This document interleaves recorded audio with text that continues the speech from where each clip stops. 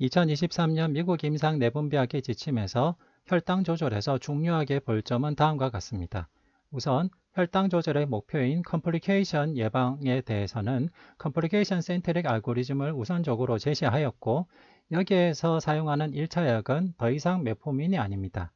메포민이 아니라 환자의 컴플리케이션에 따라서 만약 당뇨 환자가 ASCVD가 있거나 하트 페일리어가 있거나 스트로크나 TIA가 있거나 CKD가 있는 경우에는 GLP-1 리셉터 아고니스트나 SGLT2 이니비터나 피오글리타존 등을 1차적으로 사용할 것을 권고하였다는 점이 큰 차이가 되겠습니다. 이런 약제들을 컴플리케이션 예방을 위해서 먼저 사용한 다음에 그래도 추가적인 혈당 조절이 필요하면 그 다음으로 메포민을 스타트하도록 권고하였다는 점이 특이한 점이 되겠습니다.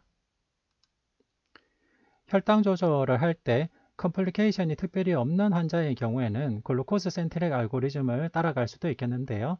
이럴 때는 메포민이 여전히 우선적으로 1차적으로 시작되는 약으로 권고를 하고 있고, 그 다음 환자의 비만 상태, 저혈당 위험, 비용이나 접근성, 그리고 아주 심한 고혈당 상태인지 등을 파악해서 다음의 약제들을 메포민 다음으로 쓰도록 권고하였다는 점이 특별한 점이 되겠습니다. 만약 혈당이 너무 조절이 되지 않거나 환자에게 인슐린 치료가 필요할 때는 다음과 같은 알고리즘을 제시하였습니다. 우선 GLP-1 리셉터 아고니스트를 우선적으로 고려한다는 점이 중요한 점이 되겠습니다. 즉, GLP-1 리셉터 아고니스트를 지금 처음부터 쓰고 있지 않다면 컨시더를 하고, 그런데도 조절이 되지 않으면 그 다음 베이잘 인슐린을 쓰도록 하는데, A1C가 8을 넘는 경우 kg당 0.2 유니트 정도로 시작을 하고, 글라이세믹 골의 목표에 도달하기 위해서 인슐린 타이트레이션을 2에서 5일마다 하는 것을 권고하였습니다. 그 다음으로 혈당 강화제 약제들의 프로파일들을 제시하고 있습니다. 보면 프로파일을 제시할 때 다음과 같은 요인들을 고려하였는데요. 우선 혈당 강화를 하는 효과의 정도, 그 다음 ASCVD 예방 효과를 아주 중요하게 보고 있습니다. ASCVD 예방에서 다음과 같은 부분을 보는데요. 메이저 어드버스 카디오바스큘러 이벤트, 컨제스티브 하트 페일리어, 스트로크 예방 효과, 이 세 가지를 보도록 하고 있습니다. 그 다음으로는 CKD 환자에서 사용 가능한지 또는 CKD 예방 효과가 있는지이고, 그 다음에는 레나 어저스먼트 필요성이 있는지 같이 비교를 하였습니다. 그리고 저혈당 위험, 그리고 체중에 대한 영향, 나필드에 사용할 수 있는지, 그리고 GI 어드버스 이벤트가 어느 정도 나타나는지, 그리고 추가적으로 메돌라리 다이로이드 칼시노마 등에 대한 등 같은 다른 추가적으로 고려할 점과 접근성과 비용에 대해서 나누었습니다.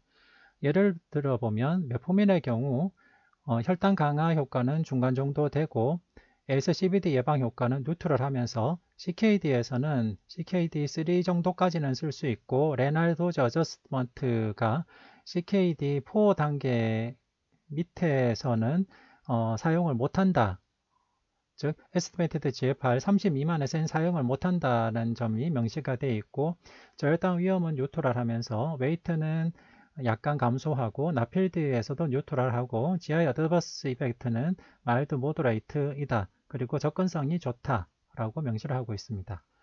GLP-1 리셉터 아고니스트의 경우에는 혈당 강화 효과가 좋고 메이저 어드버스 카디오바스큘러 이벤트 예방 효과가 있으면서 컨제스티브 하트 페일리어 예방 효과는 별로 언클리어, 없다라고 봐도 되겠고, 스트로크 예방 효과가 있으면서 CKD에도 예방 효과가 있다는 것을 명시하고 있습니다.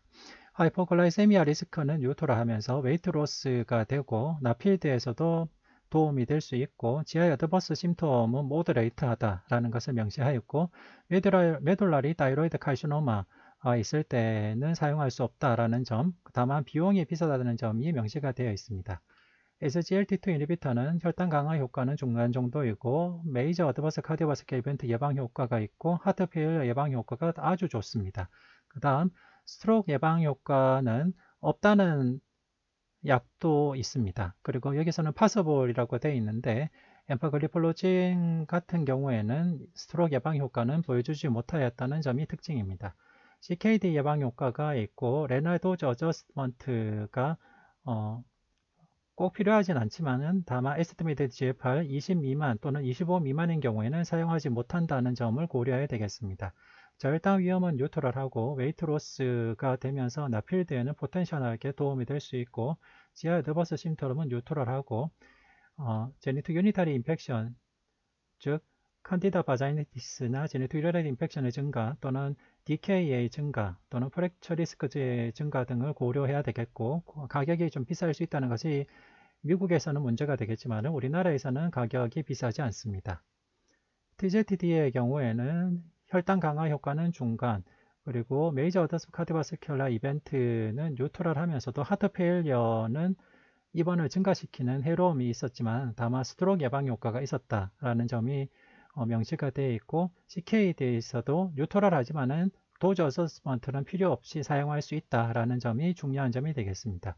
다만 웨이트는 증가시키고 부종도 증가시키기 때문에 심부전 입원을 증가시키는 것이 나타날 수 있다라고 알려져 있고 나필드에서는 베너피아에 약간 도움이 될 수 있다라고 명시가 되어 있고 다른 추가적인 위험도에서는 프랙처 리스크 증가가 고려할 사항으로 되어 있습니다. DPP/L의 경우에는 혈당 강화 효과가 적은 것으로 알려져 있습니다. 하지만 우리나라 아시안들을 대상으로 시행된 연구 결과들을 보면 그래도 중간 정도 이상의 혈당 강화 효과는 보고가 되어 있습니다. 그 이유는 아시안들은 당뇨 환자들 하더라도 BMI가 30 미만이고 높지 않은 분들이 많기 때문에 그런 경우에는 A1C가 1% 가까이는 떨어지는 것으로 알려져 있습니다. 따라서 인종적인 차이가 좀 있는 걸로 알려져 있다고 봐야 되겠습니다. CKD에서는 뉴트럴하고 ASCVD에서도 전반적으로 뉴트럴하지만은 saksaglutid이나 saksaglutid 같은 약제들은 컨제스티브 하트 페일리어의 위험을 좀 증가시킬 가능성이 있다는 것을 고려를 해야 되겠습니다. 알로글루틴도 하트 페일리어 입원을 약간 증가시킬 가능성이 있습니다. 하이포글라이세믹 리스크는 뉴트럴하고 나머지 전반적으로도 뉴트럴해서 비교적 안전한 약이라는 점이 장점이 되겠습니다. 그 다음으로 웨이트로스 메디케이션의 프로파일입니다. 세마글루타이드는 GLP-1 리셉터 아고니스트이고 웨이트로스는 15에서 18% 정도 평균적으로 감소시키는 것으로 알려져 있습니다. 리라글루타이드, 삭센다는 웨이트로스 이펙트가 평균적으로 5에서 6% 정도 감소시키는 것으로 알려져 있습니다. 펜타민 토피라메이트 복합제는 웨이트로스가 한 10% 정도 감소시키는 것으로 알려져 있습니다. 최근에 임상시험이 돼서 기대가 되고 있는 것은 티르제파타이드입니다. 티르제파타이드 임상시험 결과를 보면 웨이트로스 이펙트가 아주 좋게 나타났는데요. 베이스라인에서 20% 이상 체중 감량이 되는 환자의 수가 고용량 티르제파타이드를 사용할 경우에는 10명 중 6명에서 체중의 20% 이상 감량이 되는 것으로 나타났습니다. 아주 좋은 효과를 보여줬고요. 세마글루타이드와 리라글루타이드의 효과를 비교한 연구에서는 체중의 20% 이상 감량이 되는 경우가 세마글루타이드의 경우 10명 중 4명 정도에서 베이스라인에서 20% 이상 체중 감량 효과가 있었고 리라글루타이드 삭센다의 경우에는 10명 중 1명도 안 되는 경우에서만 20% 이상의 체중 감량 효과가 나타난다는 것을 알려져 있어서 티르제파타이드의 효과가 아주 좋은 것으로 기대되고 있습니다.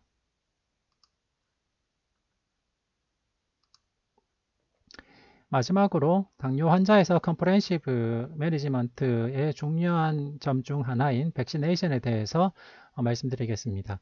당뇨 환자에서는 코비드-19 부스터 백신이 강하게 권고가 되어 있고 인플루엔자 백신도 애뉴얼리 매년 권고를 해야 됩니다. 헤파타이티스 B 바이러스에도 항체를 가지고 있는 것이 좋기 때문에 항체를 확인하고 백시네이션을 고려해야 되겠습니다.